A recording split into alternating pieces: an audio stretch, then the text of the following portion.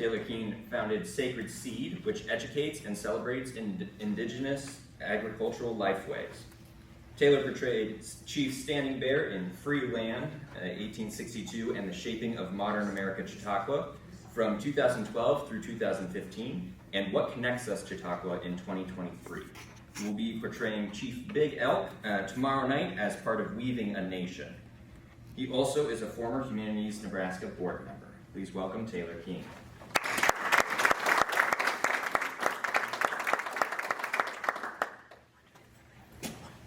All right, well, with all these talks, people always ask me, do I get nervous? And I say, of course I get nervous. But I was really glad. I didn't know what kind of turnout was going to be happening, so thank you, each and every one of you, for being here today. I would be remiss if I didn't start off with a tribal introduction. Aho evida wangade, ijaje, wiwita, bagija, umahambadi, nkesebe, tomwangadan, hangachu, tomwangadan. So that is the language historically from around this area, one of the languages. So Omaha and Ponca. I'm also tomorrow night going to be portraying my 5th great grandfather, which was Chief Big Elk, the last true hereditary chief of the Omaha. And I wanted to start by just explaining a little bit about the land and people that were here, because people always ask me that question. What tribes were here? Well, that's an interesting question because it's a matter of time. So if we go back 300 years ago, there was only indigenous peoples here. If you go back 1,000 years ago, which is what I explored in the book, it was a whole different story. So it's a matter of time, the fluid nature of everything. I will say this, the city of Omaha is of course named after my people, Omaha. That's we're the people that move against the current, and it has to do, those names have to do with the Siouan language family that the Omahas are a part of. So you have 5 major language groups across the United States, and in the central area here you have Siouan, Algonquin up by the Great Lakes, Iroquois in the northeast, Athabascan, and the Inuit up north and to the west, and then you have all of the Apache and Puebloan languages down below. So that's one way to connect all the different peoples.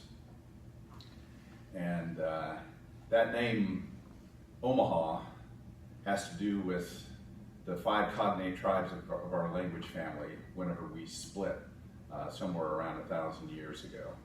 So the Omaha were the ones that moved against the current on the Ohio River, or Ohia, means the place from which we traveled. And the Poncas were a clan of the larger cognate tribal system. And they were the ones more recently who were here up until the 1870s, when Chief Standing Bear and his followers bolted from captivity and internment down in Oklahoma and fled back up to Nebraska, and that's one of the stories that I've been able to tell. The Kansa or Kaw Nation, that was also one of the clan groups of our cognate system, and that means the wind people, and that's the origins of Kansas. The Osages are the children of the middle waters, and they basically didn't go up or downstream. And the Quapaw means downstream. So that's an explanation of the fluid nature of the tribal peoples around this area. The other tribal group that was around this area for a very long time were the Pawnees. So they and their relatives, the Arikaras, were here for at least 1,000 years and probably closer to 3,000. Sadly, before the good citizens of Nebraska and Kansas territory kicked them out. And that's part of the history we all have to live with. I want to jump into presentation. Stories are everything, and this is one of the quotes that I began in the book of just understanding the importance of myth and stories. Stories are everything. What I've discovered through all this work is that whether it's the Greeks or the Egyptians or the Sumerians or ancient indigenous peoples, we all looked to the stars to tell our stories.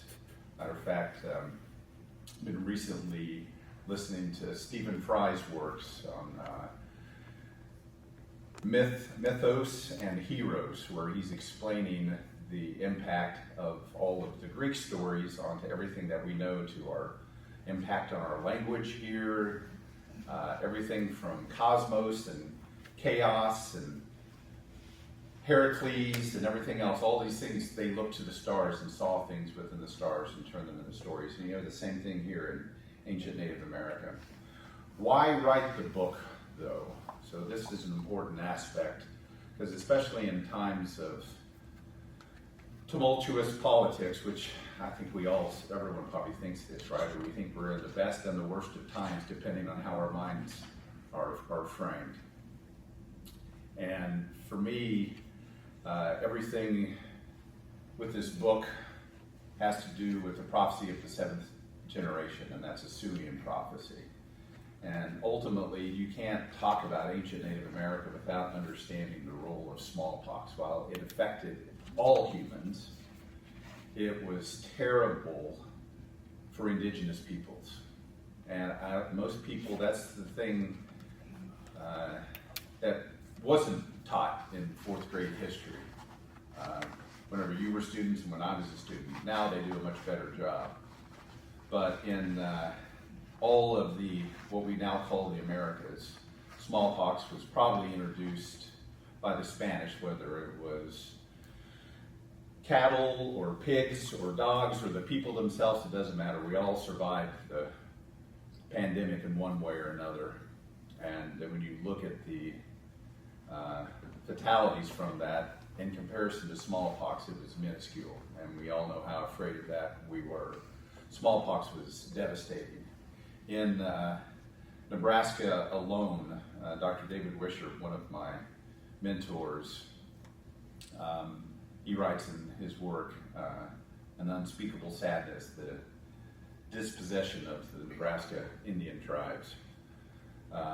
The impact was beyond comprehension. The death rates, decimation rates were between 85 and 95%. So think about that. Think of your 100 closest family and friends and randomly pick 5 of them to survive. That's what it meant to be an Indian in the Americas, and especially here. At the most conservative estimates, they were probably around 50%. But even that was devastating. So to cultures, and now we're learning a lot more about this, what this continent looked like 1,000 years ago. And I discuss some of the scientific estimates around those, but it goes anywhere from most conservative of 1 million population to 100 million, and that includes Mesoamerica and South America too. And the highest concentrations were probably in Mesoamerica. And now science is finding aspects of all these different civilizations and societies that we didn't know were there or not.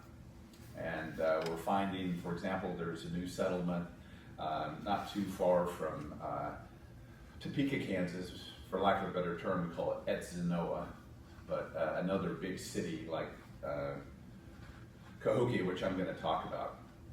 But smallpox, you add on a whole bunch of Europeans coming into the country, decimation of bison, for a large part elk, eradication of wolves. All these things were a huge part of indigenous life.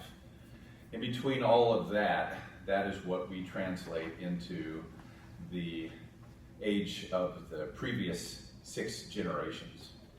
And the prophecy basically around contact and around all that time of loss, of course, as human beings, we're going to find a way to try to rationalize that. And the prophecy was set then that for 6 generations, we as tribal peoples would suffer. And Lord knows we have suffered. And that with the coming markings you would have the seventh generation. And so what you're looking at is a true albino bison. And mathematically speaking, a true albino is 1 out of 10 million. Well, there's not 10 million bison. As a matter of fact, if you're looking at pure DNA bison in North America, there's probably between 50 and 75,000. But miraculously, the first one was born in 2001, and it sent a ripple effect of hope through what I refer to as the moccasin telegraph. It just spread like wildfire. People said, "Oh, did you hear that one of the white buffalo calves were born?" And the prophecy, as it was relayed to me from a Dakota spiritualist as well as a legal scholar, was that when the fourth one was born consecutively, then that would mark the era of the seventh generation. That happened in 2007. So what the prophecy says is that with the seventh generation, all the children born after that time frame of the fourth albino bison, those children become the seventh generation. And for tribal peoples, that means that they're going to become the leaders, which makes the sixth generation incumbent upon us to become teachers. As well as the indigenous seventh generation, the non-indigenous generation, in the prophecy it says, they will be the ones who will finally be ready to accept tribal wisdom. And so that's what I see happening today, and it's meant to usher in an era of cultural renaissance and prosperity, and we're seeing that happen today. So this is my contribution to that prophecy.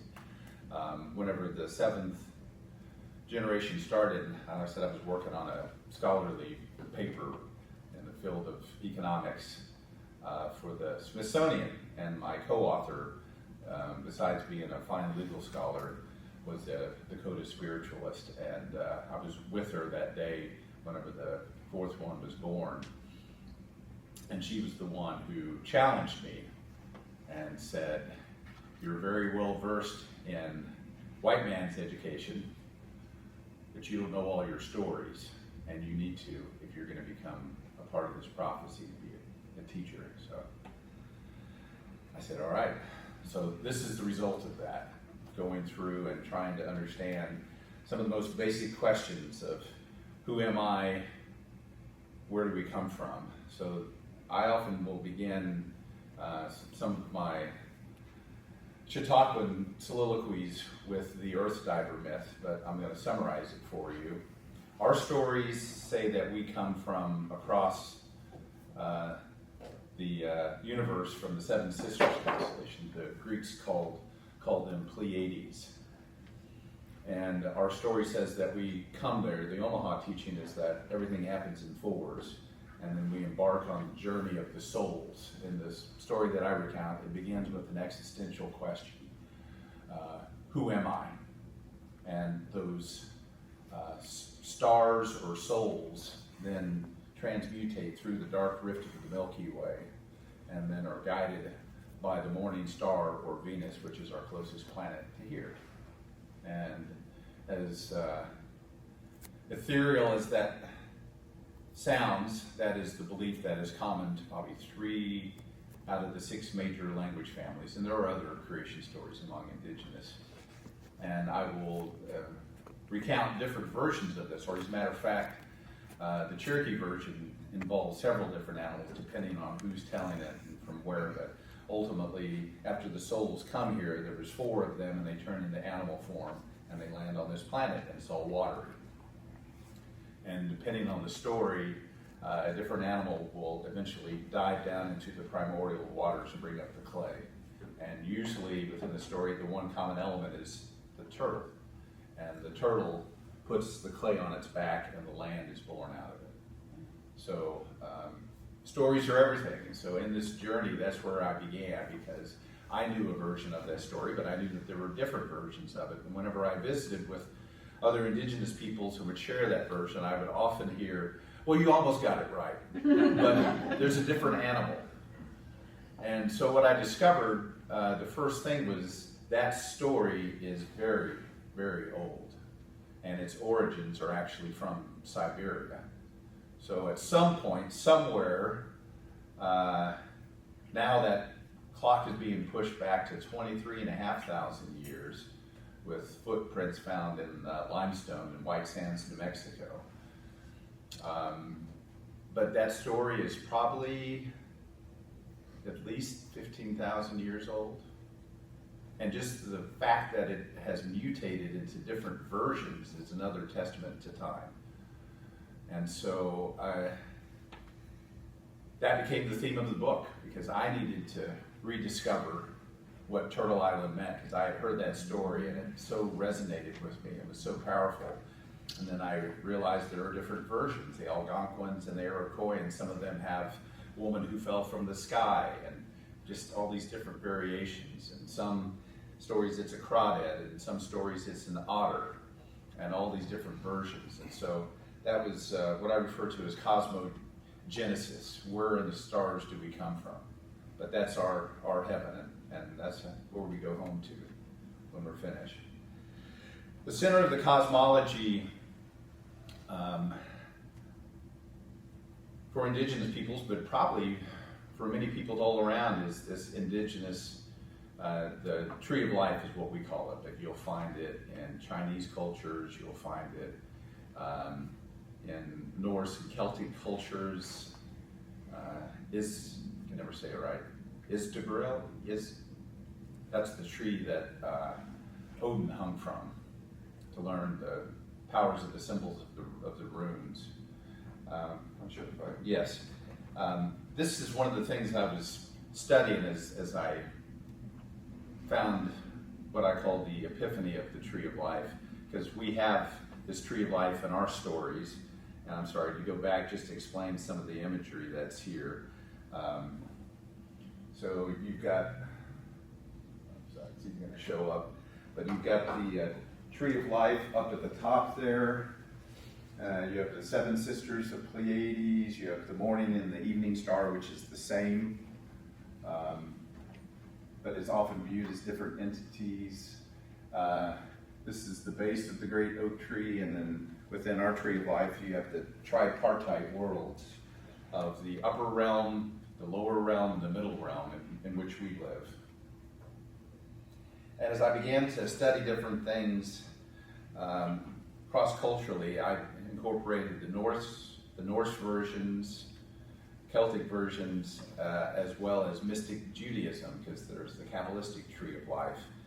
And one afternoon in my little notebook, I realized that they all sort of line up together. And to me, that's not a coincidence.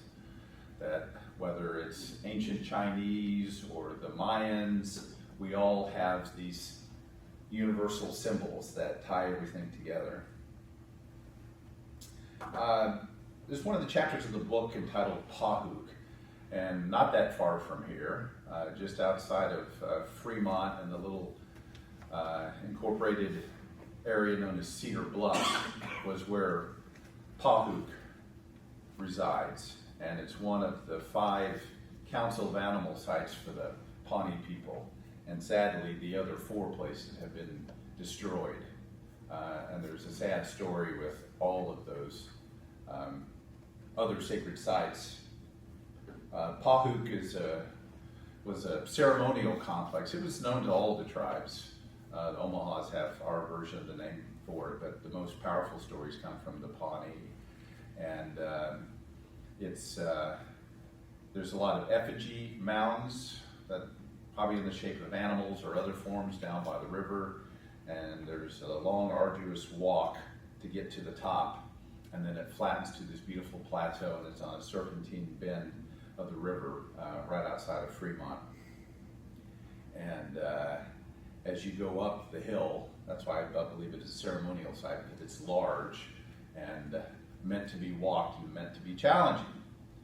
And as you get near the top, you see this beautiful bur oak, which is the Pawnee tree of life. And one of the stories that goes along with Pahuk has to do with the Pawnees right before they were forcibly removed in the 1870s down to Indian Territory to become Oklahoma. And this is their navel of the world. So one of the stories that goes along with it, why it's so important to them, was back in the days of the giants. That was the race before us. God, the creator, Tiamat is what they call it, was frustrated with the race of the giants and brought the flood to get rid of them, and instructed the human beings and the animals to go into the cave beneath Pahu, the council of animals, and to reside there until the flood left. And after the waters receded, they came out, and this is where they emerged. So that's why it's so important to them. The elders of the Pawnees, before they were forcibly removed, had it in their infinite wisdom to make sure to pass on a connection from this place to their young people. And as they recounted to me, they took a lot of their young people and had them come to the tree of life and had them all touch their palm to the bark of the tree so that it would know them. I know that may sound like an alien concept to you, but we have a notion, and I discuss this in the book,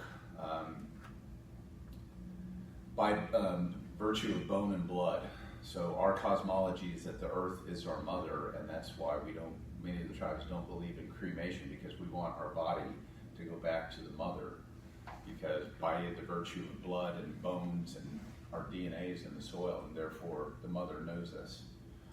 So by making this connection with the young people, it was the hopes that someday, somehow, despite the calamity which was facing them, that they would be reunited with this sacred place. So one of those young people that was brought up to do this was Harry Madbull, who later in life was approached by folklorists and early ethnologists in the 19-teens, and they had him verify a lot of the stories, and there's a lot more of the stories you can find in the book about Pahu. But he said, yes, not only can I verify all those stories, I can show you where it is. And so they came back up with a small entourage of Pawnees, probably after 50-some years of not being in contact with it. And as the story was told to me, Harry led the procession that made all the other Pawnees wait. And he said, I have to do something first. And he went up as a 50-some-year-old man and put his palm against the base of the tree so that it would know him. And therefore, he said, it will know all of you because we're all related. Found to be a beautiful story. Pahuk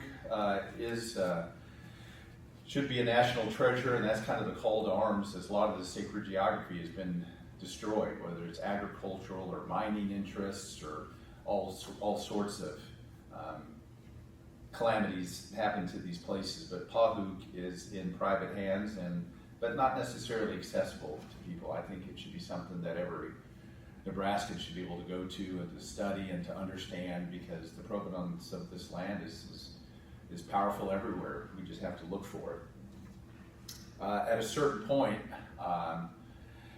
painful for me to go through some of these aspects, but whenever Nebraska and Kansas Territory were looking at their first capital, they wanted to put it on top of this. And it was going to be called Neapolis. And for whatever reason, the battle between Lincoln and Omaha got bigger, and the capital went somewhere else. But it almost succumbed to being something entirely different. Why people would want to do that is still beyond me, to cover up an ancient past. But fortunately it's not, and we're going to do what we can to protect places like this. I refer to this as the Indigenous Pantheon, as sort of an introduction to what's in the book.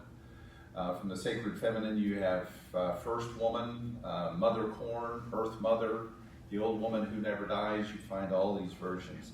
The artwork there is done by yours truly. I'm not a good artist, but I had an artist friend who's Cherokee, and this is how she's interpreted by Cherokees. Her body is made of corn. She's adorned by the husks around it, but she's personified. And actually, the colors I used were the first seeds that I grew for my Sacred Seed project starting a little over 10 years ago, and it's white flower corn. And she is the bringer of life, the bringer of seeds, and in many cases, she is one of the personages who sits at the gateway of the journey of souls whenever our souls go home, helping to judge whether or not you get to go home or come back and try again. First father is White Plume, and that's a part of the narrative of the stories that were being told here 1,000 years ago and beyond. This is some of the more elaborate repoussé plates that were made in copper, probably out of the civilization that we now call Cahokia. But it tells the story of first father, one of the first humans. He was actually from the upper realm, and the lower realm, they're meant to be in balance with each other. The lower realm is the watery realm, and the upper realm is the heavens. And eventually he becomes curious about the powers of the lower realm and sends down a spirit wolf to the lower realm to inspect things. And the lower realm is ruled by water spirits. Chief among them is the underwater serpent. I'll get to that. But in this case, his spirit wolf was devoured by a water serpent, so he goes down himself to explore, which he was not supposed to do because the upper and the lower are supposed to be these equal opposite powers, which ended up creating a void that Grandmother Spider wove our middle realms into. Depending on the tribes in the story, sometimes he fights with the water spirit, sometimes he gambles with the water spirit. Either way, he loses his battle and his life and his head, and his body goes soulless back to the upper realm, forcing a scenario where either his son, Redhorn, or his grandsons, the Thunder Twins, go down and avenge his death and get his head, attach it back to his body, and then you have this story of ascension that we find in all cultures. Death, resurrection, and rebirth. So whether that's Muhammad or Jesus or Whitehorn, that was the story that was being told. And in this you see an elaborate show of what almost looks Mesoamerican to me, and there's probably no mistake for that, that the stories that are up here were inspired by the stories down there, and their societies are older. And that's painful for some of the North American tribes because we all want to believe that our stories are the oldest, right? But there's some interesting things. What's going on with this character? One is he's holding the Mace of Power, which is a symbol of kingship. Think crown and scepter for your cultures. This was the symbol for them. And if he looks bird-like, that's because he's supposed to be personifying some of the powers of thunderbirds. Here, this is a colored representation from a shell gorget carving around 1,000 years ago about the twins, which again probably comes out of Mesoamerica. But twins are powerful in all cultures, and depending on the tribes, in the Suming version, their names are the Stone and the Gray Wolf. But people have often heard this story about there's two wolves within us. It's supposedly a Cherokee story. This is where it comes from. It has to do with the twins. And in many cases, the twins are in all of us, right? Whether it's good or bad or peaceful or violent or whatever. Depending on the versions, one of them had trickster-like qualities. But in our conception, an Indigenous perspective, it's not just good or bad, they're just different, but they have powers of the upper realm, and there's lots of stories about the twins battling giants. They go down to the lower realm to avenge first father's death. Here, they're associated with intertwined serpents, which is an ancient Greek symbolism as well, have to do with Mercury or Hermes, staff of healing, that we look at a medical sign, you see those things on there. Well, those symbols were in ancient Native America too. Red horn is one of my favorites. Son of first father, the youngest of the males born to first father and first mother. And he becomes sort of a superhero of sorts. And we view him as a soteriological or a savior of humanity. So in some of the Syrian versions, you had no less than 5 of these savior figures sent, one of which was Turtle, one of which was just called Trickster. There was sort of a hare rabbit type, and these become part of our stories for all of our trickster stories. But they all encountered different fates. One of them brought war to the human beings. Redhorn was meant to be the final savior. He was the fifth one. And in his stories, the reason they called him Redhorn was at a certain point, his siblings would tease him. And he finally says, "You really shouldn't be teasing me because I'm not really your brother. I'm from the upper realm and I was sent here to help you." And at that point, he spits into his hands and takes his big long one braid and touches it, and it becomes the color of red ochre, which is sacred to all human beings, going back to the Neanderthals and early humans. And then he spits again and rubs his ears, and I know this sounds weird, but a lot of the stuff is in these ancient stories. Human heads appear to his ears, and they had a life of their own. So some of the tribes call him he who wears human head earrings. And in this version, he has them covered with turtle shells, going back to our story, so as to quiet them down. And in some of the stories, he remarks that the little human heads will outlive him after his body dies. But he is, so it's a powerful looking figure here. We've actually found the remnants of the cap that he was wearing. It's a copper plate and has this Oji symbol, which is representative of the portal to the journey of the souls. And he looks very Zen contemplative like, I think, in this. And lots of stories about Redhorn and how he tries to control his children, the twins who are endowed with some of his powers of the upper realm and down here, so part human, part God. The ruler of the lower realm is the underwater serpent. This is an image from a place called Picture Cave. Excuse me. Which is where the Omahas and our relative tribes were together around 1,000 years ago. And it's another tougher topic for me because unlike Pahuk, which is in friendly hands, now the owners won't let anybody go in there. Not even to take pictures, and doesn't let the tribal people back in either. It was auctioned off, and then it's a big fiasco. And it's such a powerful place. All of these stories that I'm telling you are documented in the rock art and the petroglyphs that are inside of there. And this is an image of the underwater serpent, which is kind of dragon-like. Depending on the version, it has a long curly tail. Sometimes it has feathers, so it can fly, and almost always it has horns.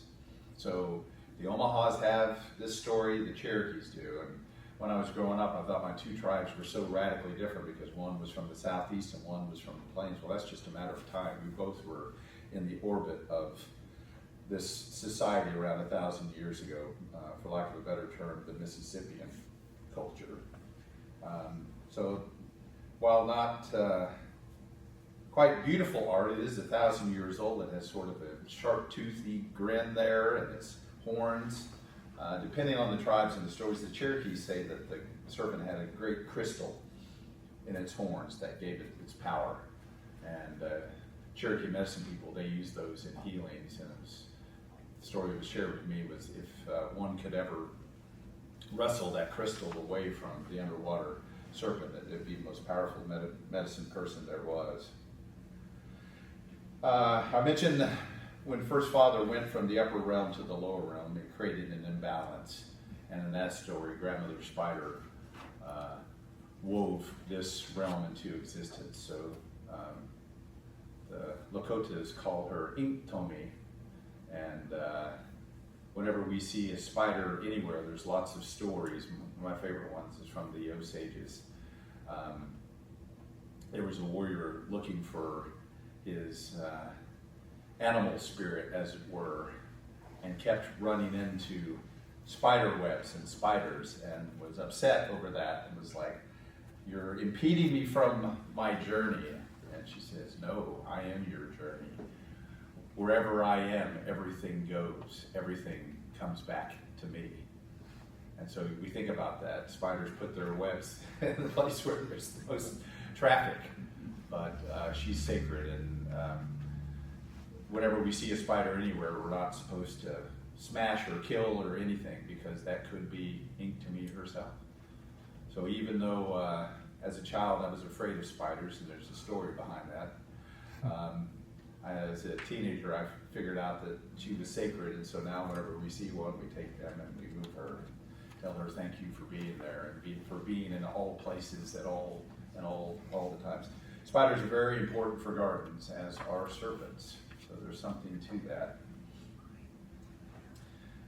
Ruler of the Upper Realm. This is a nice piece of artwork that a good friend of mine, Isaiah Stewart, he's a Lakota and Mohawk artist, and we all have stories of the Thunderbirds that are the messengers of the rulers of the Upper Realm, the Thunder Beings, what we call them.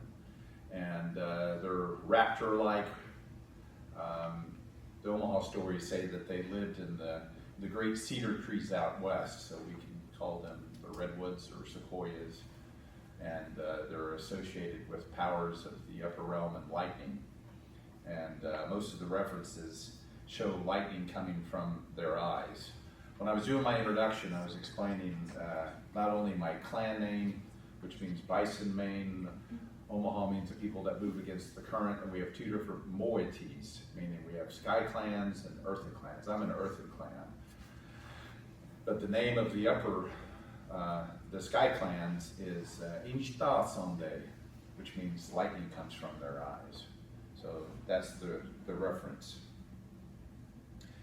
A lot of the book talks about the earthenworks that are out there. That's what my ancestors did, was they built these earthen mounds all over the Great Plains. I just came back from a visit to Serpent Mound in Ohio and got to visit with all the anthropologists that I wrote about in the book, and there's plenty of details in the book. A lot of those details were meant for the children of the seventh generation, so that they can go back and understand how complicated, what mathematics and architectural, civil engineering, and construction skills our ancestors had. Dr. William Romaine has become a good friend of mine and a mentor. He's the main archaeoastronomer, so looking to the stars in the ancient past and how these were all aligned, and this was one of the early versions that he put together.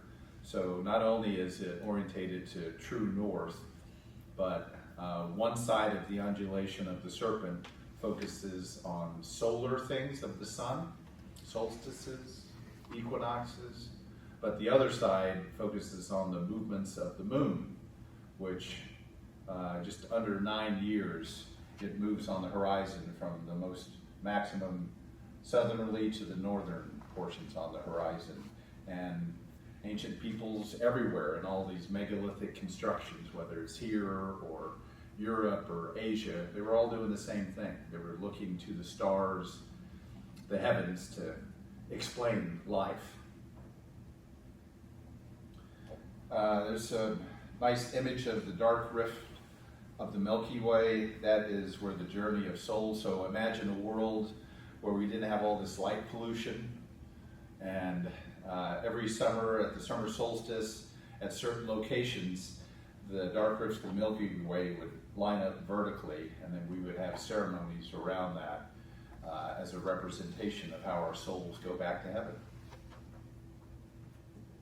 And I like this image I found because there's a human standing looking at it. And as a matter of fact, I don't know if I got the Newark works in there or not, but that's one of the sites that's really heartbreaking to me. It was the culmination of the mound building 2,000 years ago, not too far from Columbus, Ohio. That's the epicenter for a lot of these mounds. And the Newark Works was built near the end of that period in pretty rapid form, and arguably combined all those techniques from all the mound builders. And sometimes they were conical, sometimes they were circle shaped.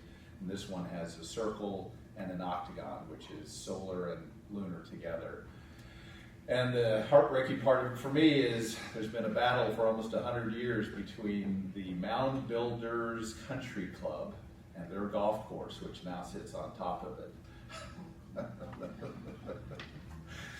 And when I was out there, I wanted to go to the observation point on the Great Circle because it's sacred and it's like going to Mecca for me. And I had angry golfers give me the business while I was heading over there, and I gave it back to them. Stood up there for probably half a minute and enjoyed the view, and then I ran out of there and they knocked golf balls at me. And this is by St. Louis? That's Cahokia. I'm going to get to Cahokia. Oh, okay. These are all over the plains. At one point there was 10,000 of them. Unfortunately, there's probably less than 10% of them which are there. That's basically right outside of Columbus in the area known as Cherokee. That's the epicenter for all the mounds.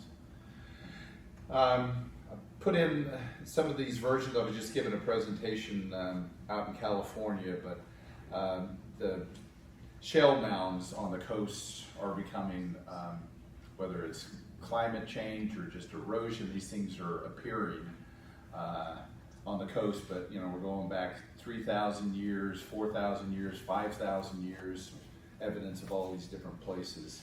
The ones in Florida, this I talk about it in the book, almost 8,000 years ago before present. So there were cultures down by the waters, and from this illustration you can see they would take all the shells they were eating and just pile them and convert more ocean front property to house their societies.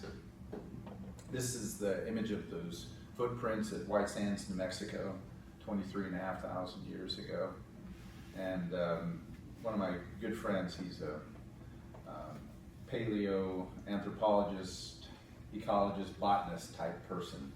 And he's helped me understand the papers on all this. But they were young people 23,500 years ago, which is regardless of when they came. So the Pleistocene goes back 2 million years ago till around the end of the Younger Dryas, which is around 15,000 years ago. And it was once thought that indigenous peoples only came here across the Bering Strait. This changes all of that. Either way, whenever we came here, some paleo anthropologists think it might go back over 100,000 years ago. Either way, whoever my ancestors were and when, they came here during the middle of the Ice Age when there was arguably half of this continent covered in ice. So it's just mind-boggling to think that they survived all of that. And here were young people and they were chasing a giant sloth. And you can see the footprints of the sloth and them following it, and some following it one direction and some going the other way. It's just fascinating to understand the antiquity of this land. I just wanted to touch highly on some of the issues. Look, there's a lot in there. I joke that it's probably 3 different books, 1/3 of the way written, but I was trying to share as much as I could for a broader audience. For the 7th generation, Indigenous and non-Indigenous. There's chapters where I found sacred objects in museums and trying to bring them back, and I go into some pretty painful detail, but that's to explain to young Indigenous peoples when they find something, that's what you have to do to get them home. You have to prove where they come from and understand the history of all these ceremonies. Some of the archaeoastronomy in the book is complicated, but it also conveys how complex what they were doing back then. So it wasn't just random shapes, they were looking to the stars to explain things. People often ask me, these are just some of the images of the rock art. It's that picture cave. Here you can see the two twins and one of the giants, and there's lots of stories about them battling.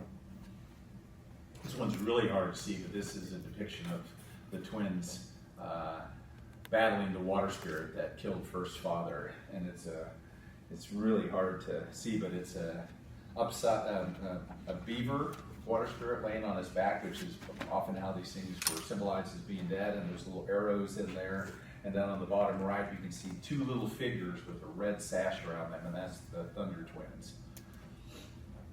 I think I stuck a couple more on here. This is a very iconic picture. This is a red horn, and I know you look at these things and it's very different looking. So he has something over his ears, known as the long-nosed god Masket. And from the stories, I know that he wore a horn on his head that had 5 arrows in it, and they were very symbolic.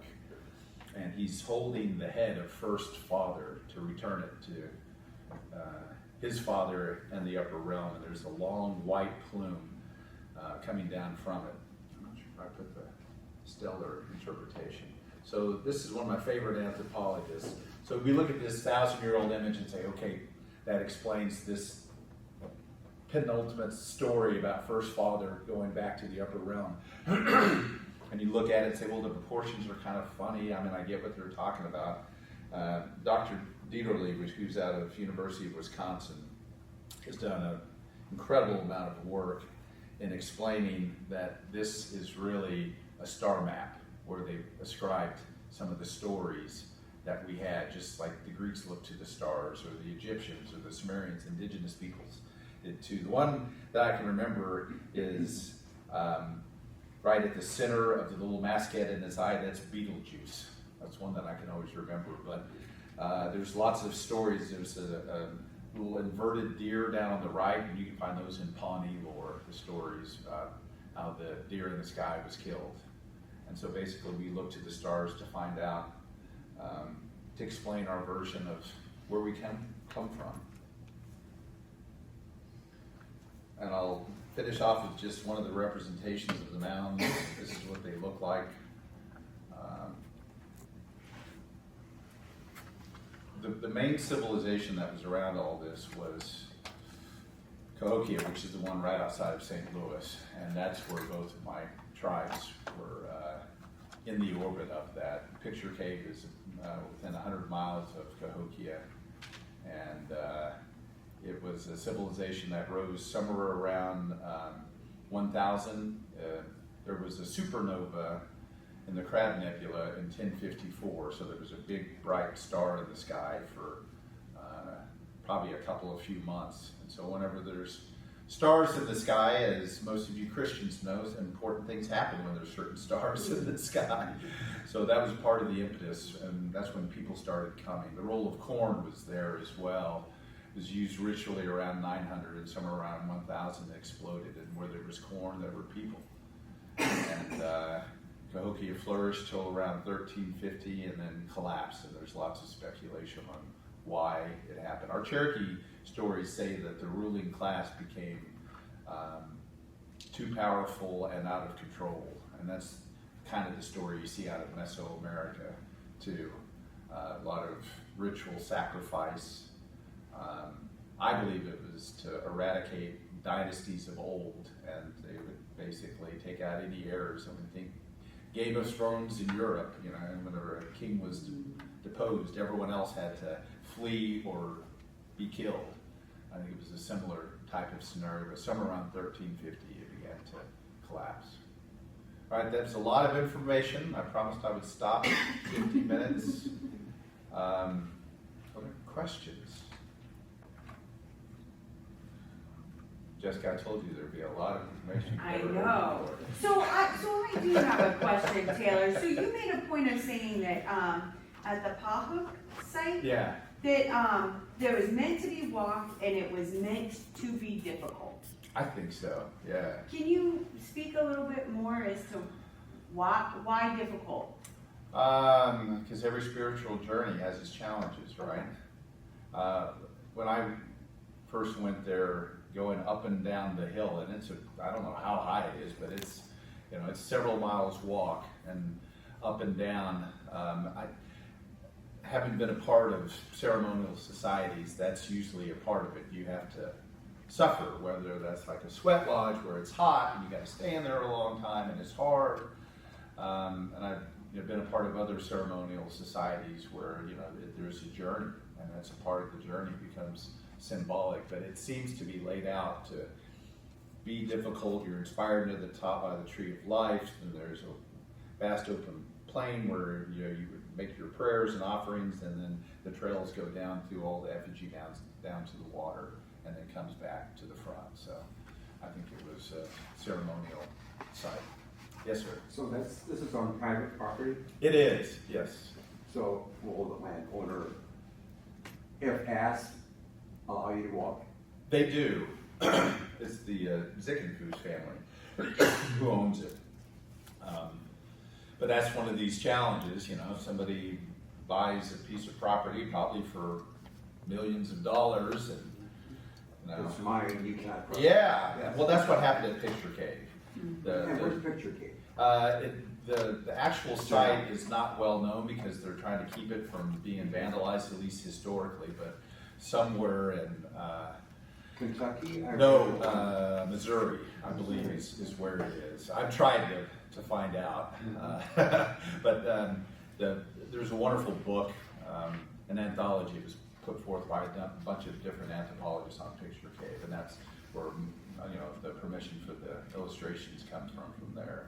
And there's lots of different interpretations, but it's all these stories that I've been telling you, Red Horn and First Father and everything else. But just we were able to find so much there. It's hard to, I don't know what would be a good example of what this might mean to Christian mythology, but something about Jerusalem and ancient Israel.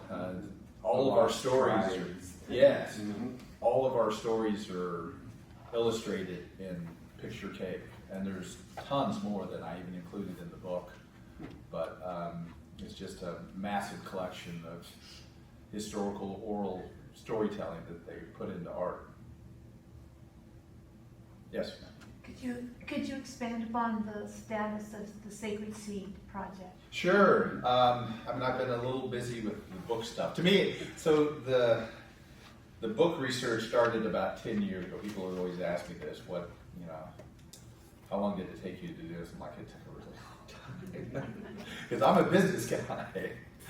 And eventually I was like, if I'm gonna do this, I have to learn anthropology, and I need to learn the field of history and how to do the citations and the research right and all of that. And eventually in doing the research, I realized food was terribly important. And the Three Sisters planting methodology seems to be with all the tribes. And so that comes out of Mesoamerica, whether it's Mayan or even earlier than what we would call the Maya, we don't know. But certainly where there was corn, bean, and squash, people thrived. And that's what you see at places like Cahokia, was that knowledge expanding, and basically we had an urban civilization there. And corn, bean, and squash were a part of it. So at a certain point I said, I've got to figure this out. And I was just telling Chris, it was 10 years ago that I drug him away from one of these Chautauqua events to go find the Omaha pumpkin squash, which was at the Fur Trade Museum out by Shadron. And that's where I began to piece together some of the ancient crops of the Omahas. And now we have a lot of those back. We have, I'm the keeper of our sacred red corn for the Omaha tribe. And now there's lots of people back on the res, young people. We have a farm to school project that's up there with the Omaha Nation Public Schools. And when I first started doing this stuff 10 years ago, I remember bringing back some of the vegetables and watermelons back to our tribal dances, and nobody wanted to eat them. They're like, there's too many seeds. I'm like, every one of those seeds will feed you forever. And they're used to food coming out of a can or a box, you know. But now that's changing, and that's the other evidence of the 7th generation prophecy. And so Chris was just asking you about, you know, do I still have gardens? Yes, we do. I've got one in big one in Omaha with the Tri-Faith Gardens, and I've got sacred seed ambassadors all over the place that grow corn. So if anyone's ever interested in that, I'll be glad, and I come out to see my babies wherever they're at. So you're at the Tri-Faith campus? yeah, yep, on the Tri-Faith campus. We've been doing stuff there together for this is the 5th year that we've done, and they've been wonderful. There's some excellent gardeners in there, backyard farmers, and they've been excellent stewards for all my stuff. Matter of fact, I'm doing quite a bit of stuff with Dr. Kelly Kincher out of Kansas University. He's an ethnobotanist, and he does kind of specializes work with tribes, and we've gone back in and basically found all the anthropological records of all of the plants that were important to the Omahas and what we called them and how we used them, and we're eventually going to write a paper or a book on it all. But we've got a kind of a test garden thing with the National Park Service down at their regional lake facility down by Gallup, by the riverfront.